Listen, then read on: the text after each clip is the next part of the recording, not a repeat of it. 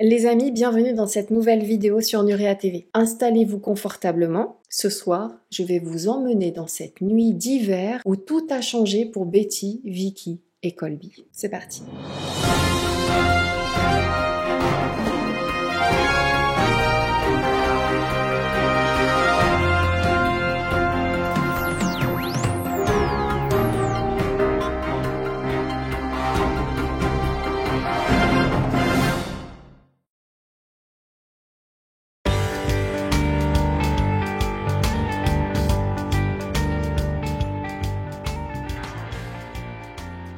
C'était une soirée d'hiver comme tant d'autres, une de ces nuits où rien d'extraordinaire n'est censé arriver. Betty Cash, une femme de 51 ans au caractère bien trempé, avait proposé à son amie Vicky Landrum, 57 ans, de passer la soirée ensemble. Elles étaient inséparables ces deux-là. Une amitié forte, presque familiale, renforcée par les nombreux moments partagés au fil des années. Avec elle se trouvait Colby, le petit-fils de Vicky, un garçon énergique et curieux de seulement 7 ans, qui voyait en sa grand-mère et Betty des figures de sécurité et de stabilité. Leur programme ? Une soirée bingo. Rien de très extravagant, juste un moment simple et convivial. Mais en arrivant à Cleveland, elle découvre que la salle est fermée. C'est sûrement à cause des vacances, suppose-t-elle. Pas de quoi se laisser abattre. Elle décide alors de tenter leur chance à une autre salle à New Caney. Mais, une fois encore, une porte close les accueille. Les plans changent et elles finissent par opter pour un repas tranquille dans un restaurant modeste près de l'intersection des routes 59 et 1485. Après ce dîner paisible, elles montent dans la voiture de Betty, une Oldsmobile Cutlass 1980. Betty prend le volant, Vicky s'installe à ses côtés et Colby, installé à l'arrière, observe le monde qui défile. La route est longue et isolée, bordée de forêts sombres qui semblent infinies. Le genre de trajet où la conversation s'allège naturellement, où le bruit du moteur et le ronronnement des pneus deviennent presque apaisants. À l'arrière, Colby regarde par la fenêtre, les yeux fatigués mais curieux. Soudain, il s'agite, tend son bras et désigne un point lumineux dans le ciel. « Regardez là-bas !» s'exclame-t-il, sa voix teintée d'excitation et d'inquiétude. Les deux femmes tournent leur regard dans la direction indiquée, d'abord distraitement, puis avec une attention grandissante. Ce n'est pas une étoile ni un avion. C'est une lumière, douce d'abord, mais qui semble croître en intensité. Betty ralentit instinctivement la voiture. « C'est quoi ça ?» murmure-t-elle comme pour elle-même. Vicky plisse les yeux, essayant de donner un sens à ce qu'elle voit. La lumière qui semblait lointaine devient plus vive, plus imposante, et bientôt, elle révèle une silhouette étrange. Celle d'un objet en forme de losange flottant loin au-dessus de la route. Au fur et à mesure qu'elles avancent, la lumière devient encore plus intense, plus hypnotique. Ce qui avait commencé comme une simple curiosité devient peu à peu source d'inquiétude. Betty ralentit encore, ses mains serrant légèrement le volant. Vicky commence à réciter des prières à voix basse. Maintenant, la lumière se rapproche, illuminant les arbres environnants. L'air lui-même semble devenir plus lourd, presque oppressant. « Il faut s'arrêter !» dit Vicky, sa voix tremblante. Betty acquiesce et gare la voiture sur le bas-côté. Cette lumière, elle n'a rien de naturel. Colby, toujours curieux, pointe du doigt. « Regardez, il descend !» Suspendu maintenant à peine à une vingtaine de mètres au-dessus de la route, l'objet lumineux a une forme de losange presque parfaite, et il projette des flammes rouge-orangées depuis sa base. Chaque pulsation de feu illumine la forêt environnante, donnant l'impression que les arbres eux-mêmes ont pris feu. En même temps, une chaleur intense envahit l'habitacle comme si un four s'était ouvert en pleine nuit glaciale. « Qu'est-ce que c'est ?» murmure Betty, son regard figé sur l'engin. Vicky, terrifiée mais essayant de rassurer Colby, répond d'une voix tremblante. « C'est Jésus, il est là pour nous protéger !» Vicky descend la première, entraînant Colby qui ne cesse de pleurer. « Il fait trop chaud, on doit rentrer !» implore-t-il. Mais Vicky, déchirée entre la peur et la fascination, reste figée un instant, les yeux fixés sur l'engin qui semble flotter à quelques mètres au-dessus du sol. Elle ne remarque même pas que Colby est rentré dans la voiture. Betty, quant à elle, sort lentement comme hypnotisée. Dès qu'elle met un pied dehors, une chaleur écrasante lui brûle la peau. Elle lève une main pour protéger ses yeux de la lumière aveuglante, mais elle ne peut s'empêcher de fixer l'objet. L'engin émet un bruit sourd et régulier comme un grondement de tonnerre lointain, entrecoupé de bips métalliques. Chaque pulsation de feu semble faire vibrer le sol. Betty s'avance de quelques pas, ses chaussures écrasant le gravier chauffé. « C'est impossible », murmure-t-elle. Vicky, effrayée par les hurlements de Colby dans la voiture, retourne précipitamment à l'intérieur. Betty reste dehors, toujours immobile. La lumière est si forte qu'elle commence à ressentir une douleur aux yeux et pourtant elle n'arrive pas à détourner son regard. Ses pensées s'emballent. Est-ce la fin du monde? Sommes-nous punis? Elle racontera plus tard avoir pensé à l'apocalypse, au feu et au soufre mentionnés dans la Bible. Après quelques minutes qui semblent une éternité, Betty entend enfin les supplications de Vicky et de Colby depuis l'intérieur de la voiture. Elle se décide à reculer, mais en posant sa main sur la poignée de la portière, elle se brûle. Elle doit utiliser son manteau et passer au travers de sa poche pour attraper la poignée et enfin ouvrir en sécurité la portière de la voiture. En entrant dans le véhicule, elle sent la chaleur extrême qui s'est accumulée à l'intérieur comme si l'air lui-même brûlait. Mais le cauchemar ne fait que commencer pour Betty, Vicky et Colby. Alors que l'OVNI commence à s'élever lentement dans la nuit, un bruit sourd surgit au loin. Un grondement régulier qui devient rapidement plus net. Les témoins, encore sous le choc de leur rencontre avec l'étrange engin en forme de losange, lèvent les yeux et aperçoivent une nouvelle scène incroyable. Dans le ciel, des points noirs apparaissent, se rapprochant rapidement. Ce sont des hélicoptères. Beaucoup d'hélicoptères. Une formation entière de CH-47 Chinook, reconnaissables à leur double rotor. Betty et Vicky commencent à les compter. 10, 15, 20... Elles en dénombrent au moins 23. Les engins volent en formation serrée, encerclant l'OVNI comme une escorte militaire soigneusement orchestrée.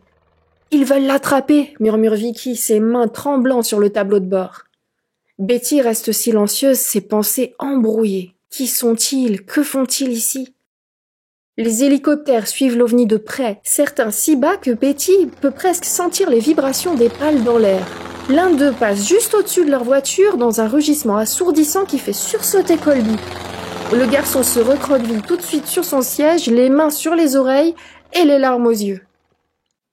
Finalement, l'OVNI s'éloigne, emportant dans son sillage les hélicoptères. Le calme retombe doucement sur la route déserte, mais l'air reste lourd. La chaleur intense commence à s'estomper et la lumière qui illuminait la nuit disparaît progressivement à l'horizon.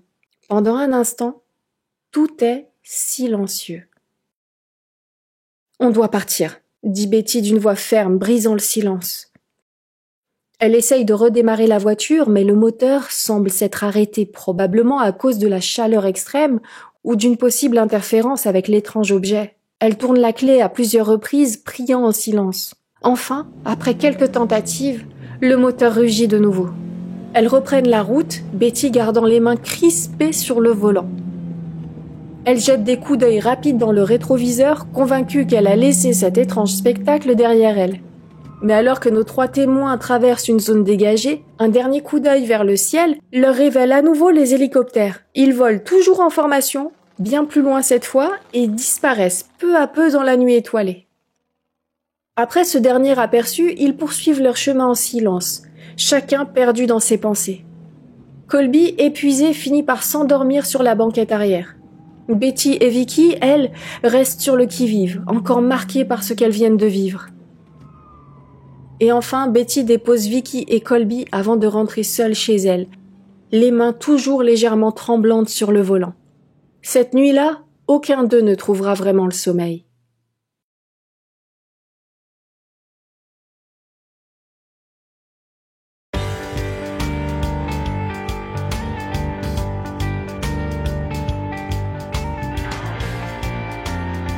La nuit qui suit la rencontre est le début d'un cauchemar éveillé pour Betty, Vicky et Colby. En effet, quelques heures à peine après leur retour chez eux, les symptômes apparaissent. Betty est la première à ressentir les effets. Elle se réveille en pleine nuit, tremblante de froid, malgré une sensation de brûlure intense qui envahit tout son corps. En se regardant dans le miroir, elle découvre des rougeurs sévères sur son visage, son cou et ses bras. Des cloques commencent à se former, certaines aussi grosses qu'une balle de golf. Chaque contact avec sa peau est une torture. Au petit matin, Betty tente de se lever, mais son corps refuse de suivre. Elle est prise de violents vomissements et de diarrhées incessantes. En passant une main dans ses cheveux, elle en perd des touffes entières. La douleur est si forte qu'elle est tout simplement clouée au lit. Ses yeux enflés au point de ne plus pouvoir s'ouvrir la laissent aveugle pendant plusieurs jours. Son état ne cesse de se détériorer. Finalement, après 3 jours d'agonie, Betty est transportée d'urgence à l'hôpital. Elle arrive à peine consciente, incapable de marcher. Les médecins perplexes diagnostiquent initialement des brûlures, mais les symptômes ressemblent étrangement à ceux causés par une exposition aux radiations. Selon le docteur Brian McClelland, l'un des médecins ayant traité Betty, son état évoque celui des victimes d'Hiroshima, exposées à des rayonnements ionisants. Betty restera hospitalisée pendant 15 jours, durant lesquels elle reçoit des soins intensifs. Mais même après sa sortie, son état demeure critique, la contraignant à une nouvelle hospitalisation à peine quelques semaines plus tard.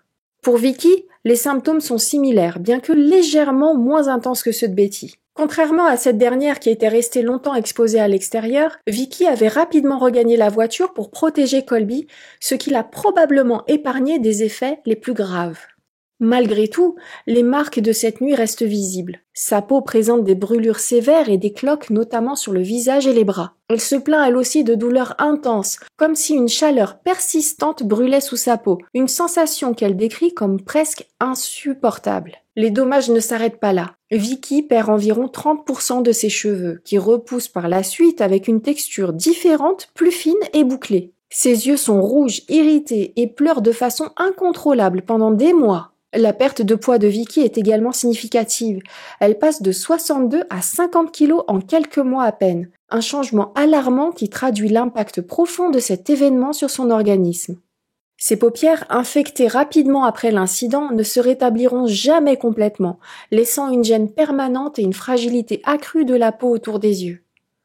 Cependant, malgré sa souffrance, Vicky se concentre sur Colby.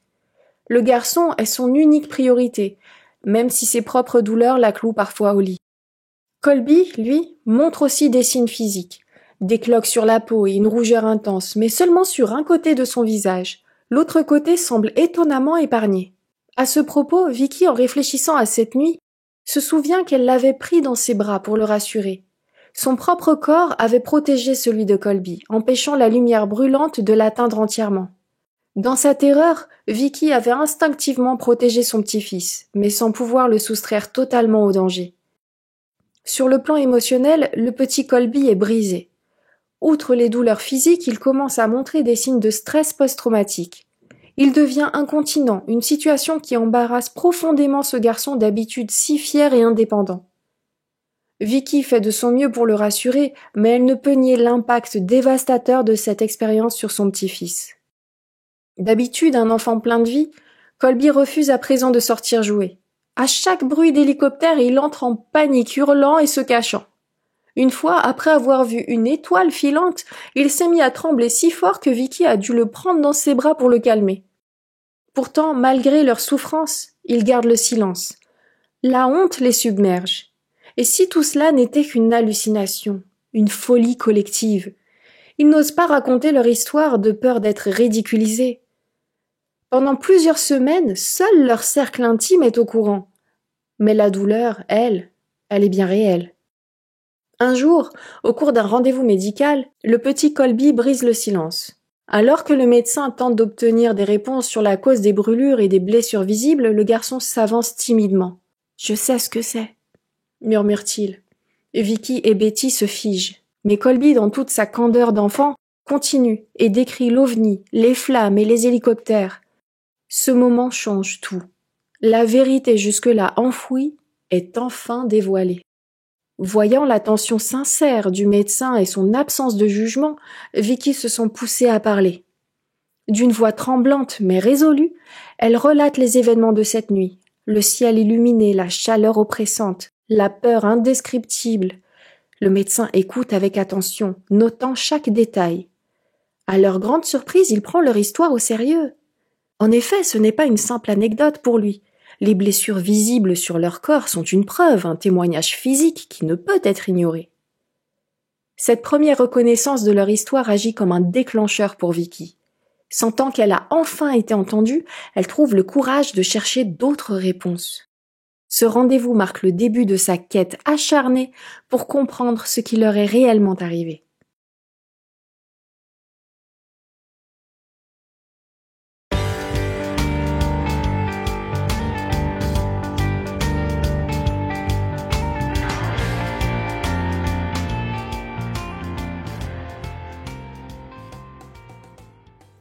Les trois témoins encore sous le choc décidèrent de ne pas se taire. Betty et Vicky contactèrent plusieurs bases militaires locales persuadées que les hélicoptères qu'elles avaient vus cette nuit-là étaient une preuve d'une opération gouvernementale secrète.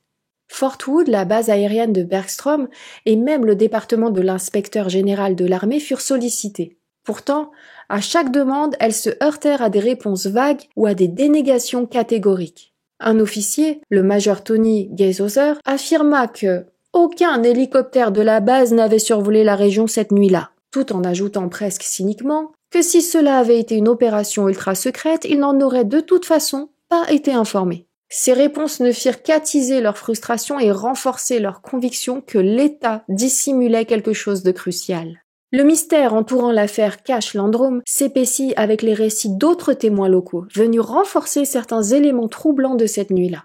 En effet, plusieurs personnes ont signalé avoir vu des hélicoptères militaires en formation dans la région, mais ce n'était pas tout. L'une des observations les plus intrigantes concerne une portion de route où des travaux manuels auraient été réalisés peu de temps après l'incident. Un témoin a affirmé avoir vu cette section de la route fermée sans les dispositifs habituels de signalisation, ni les précautions standards liées au chantier public. Sous une simple lumière artificielle fournie par des projecteurs, une équipe semblait remplacer le goudron de la chaussée en pleine nuit. Cela soulève des questions importantes. Pourquoi ces travaux ont-ils eu lieu de manière aussi discrète? Et pourquoi juste après la rencontre supposée avec l'OVNI? Ces interventions ont renforcé l'idée chez certains chercheurs qu'il y avait une tentative de dissimulation liée aux événements de cette nuit. En effet, pour certains, l'apparition des hélicoptères pointait vers une tentative de contenir ou de surveiller un événement inattendu. Un pilote militaire aurait même confié à demi-mot avoir été envoyé pour surveiller un OVNI en difficulté, sans jamais en révéler davantage, invoquant la sécurité nationale. En 1982, Betty et Vicky décidèrent de porter leur combat devant la justice. Avec l'aide de leur avocat Peter Gersten, elles intentèrent un procès civil contre le gouvernement américain, réclamant 20 millions de dollars de dédommagement pour les blessures qu'elles attribuaient à l'OVNI et à l'implication militaire. Le procès devint une épreuve colossale, avec des témoignages de médecins et d'experts affirmant que leurs symptômes correspondaient à une exposition à des radiations. Mais les autorités, en bloc, nièrent toute responsabilité. En 1986, la plainte fut rejetée tout simplement pour faute de preuves suffisantes pour établir un lien entre l'armée et l'incident. Betty et Vicky furent ainsi laissées sans reconnaissance ni compensation.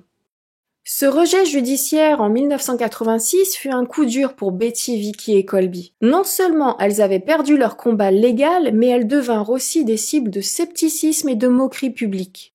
Beaucoup convaincus par les conclusions des tribunaux et des autorités militaires, commencèrent à accuser les témoins d'avoir tout inventé. Betty en particulier fut au centre des critiques. Certains allaient jusqu'à prétendre qu'elle s'était elle-même infligé ses blessures, que les brûlures et la perte de ses cheveux n'étaient qu'une mise en scène savamment orchestrée pour attirer l'attention ou obtenir de l'argent.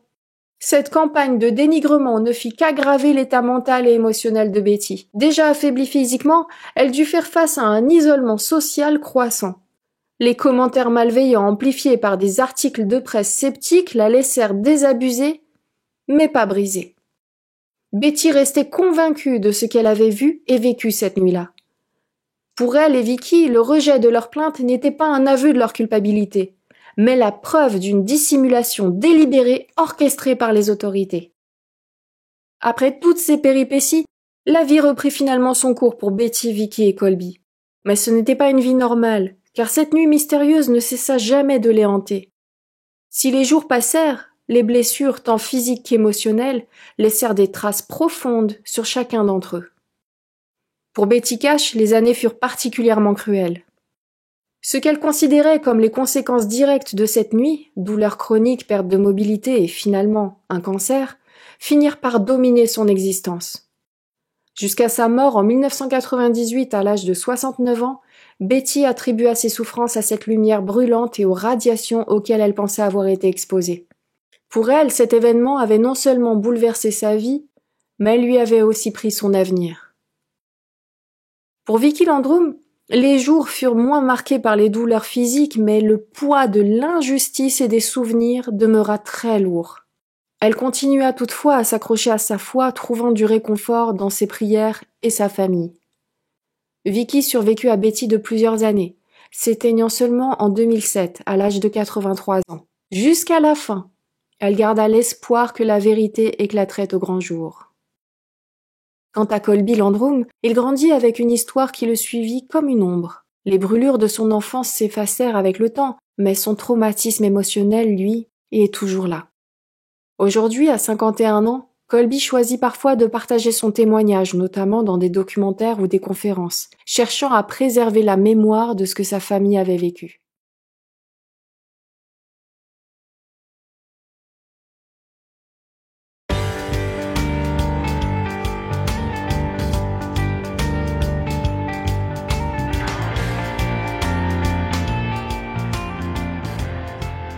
Alors que les années passèrent, l'affaire Cash-Landrum continua de diviser les avis et d'alimenter les spéculations.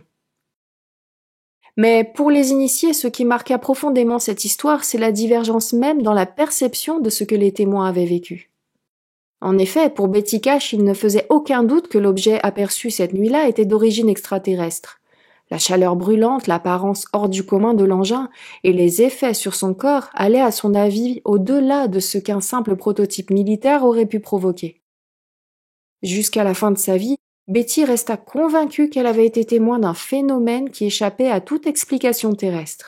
Pour Vicki Landrum, en revanche, elle voyait les choses différemment. Sa foi et son pragmatisme l'amenaient à croire que cet engin était un projet militaire secret, peut-être un prototype de l'armée américaine qui avait échappé à son contrôle.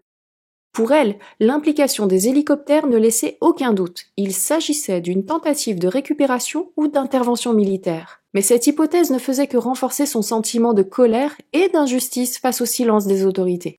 Cette différence de perception, par conséquent, symbolise un débat plus large. Les témoins d'événements extraordinaires sont souvent confrontés non seulement à leurs expériences, mais aussi au regard sceptique et contradictoire des autres. Les gouvernements dissimulent-ils des vérités sur des technologies avancées, qu'elles soient terrestres ou non? Et pourquoi tant de témoins de phénomènes inexpliqués sont-ils systématiquement discrédités?